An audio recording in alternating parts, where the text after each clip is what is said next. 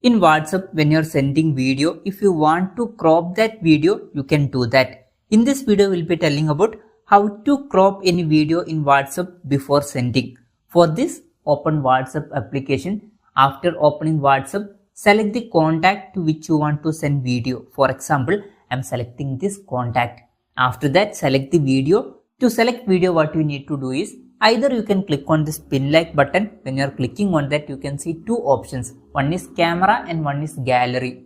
If you want to record new video, click on camera and you can start recording video.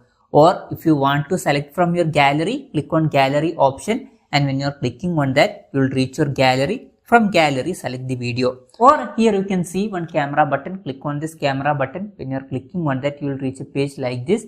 Here, if you want to record video, long press on this button and recording will be started. After that, you can send that video, or from gallery you can select video. To select video from gallery, here you can see that option. For example, I am selecting this video.